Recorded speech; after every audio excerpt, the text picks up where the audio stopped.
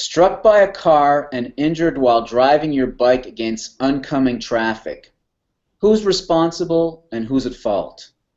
Often in car accident cases, who's at fault is not always so black and white, and in some cases more than one party can share the blame in causing the accident. I want to welcome our audience to our 30th Philadelphia Accident and Injury Google Hangout. My name is Rene, and I'm here with Rand Spear, Philadelphia's car accident lawyer, who will talk to us about a recent car versus bicycle accident case where this was exactly the situation, how the firm represented the biker, who was a 73-year-old gentleman, and what was the verdict. How are things going in Philadelphia today, Rand? Things are going well today. It's a beautiful sunny day, mid-80s. I love this time of year. Well, so do we. Rand, can you give us some of the details about the car versus bicycle accident case your client was involved in and what made this accident unique? Well, it was a rather interesting case. I represented an older gentleman who was in his mid-70s riding a bike, and you don't really see that very frequently.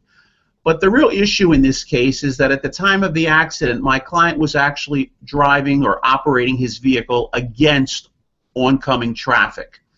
And really, the law indicates that you should be, when you're driving a vehicle or when you're operating a bicycle, you want to go in the flow of traffic. So you want to be on the side, but you want to be going in the same direction that traffic is going.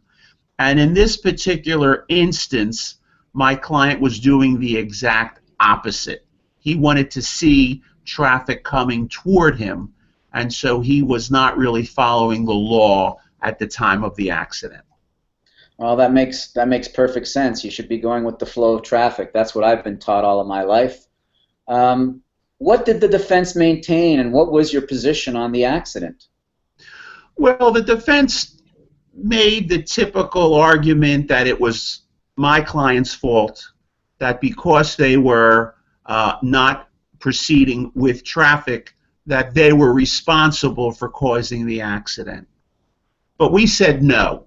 We said even though our client was moving against traffic, that does not, in our opinion, relieve this defendant of their obligation to have seen our client and to have taken necessary action to avoid striking our client while he was on his bike.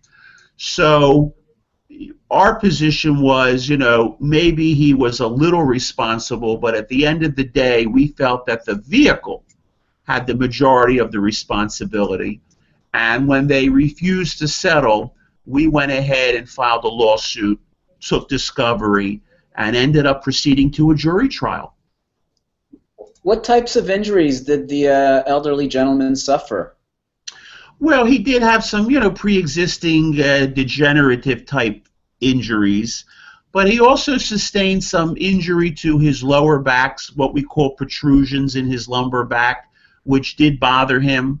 He needed to see a physical therapist. He needed to have physical therapy to help him. And even when the physical therapy was over, he felt that he did have some residual pain and discomfort. And he did indicate that it interfered with his ability to do things that he did before the accident. For example, playing with his grandchildren or maybe doing some things around the house. So he did have a little bit of a diminished capacity as a result of the injuries that he sustained in this accident. Well, I can't imagine anyone hitting a car, traveling on a bike, faring well. What was your original demand, and what did the insurance company offer? Well, I don't recall exactly what our demand was, but I think it was in the neighborhood of $50,000. And I believe the insurance company only offered us $5,000. And we just felt that given the injuries sustained by the client, and even though there was a question as to whether our client would be found to be partially responsible, we thought that $5,000 was just very unfair. It was an inequitable offer to settle, and so it forced us to proceed to trial. We picked a jury, and we tried the case. Because your client was traveling against traffic, how was liability attributed, by the jury, and what was the final award, if you can remember? Well, it sort of worked out along the lines that we thought it would work out. They found the defendant to be 60% at fault for causing the accident, and they found our client to be 40% at fault. And then they made a gross award of a little over $80,000, and we netted a little over $50,000. So the client was very satisfied with the result. He had the opportunity to try his case in court and to tell his side of the story, and he felt that a juror of his peers was fair and made a reasonable award, which the insurance company ultimately was required to pay. Well, sounds like it was fair all around. It's always good to hear you talk about the law in this fashion. For the audience, if you have a case in Pennsylvania or New Jersey related to a car accident or any other accident or injury, please call Rand Spear, the accident lawyer, at 888-373, the number 4 and the word law, 4law. Or you can always visit the firm at www.randspear.com. Again, Rand, pleasure having you participate at one of our Hangouts again. Thank you, Rene. It's a pleasure, and I'm always happy to speak with you. I want to thank everyone who participated today. I invite everyone to come back next time when we'll be discussing a new and important topic.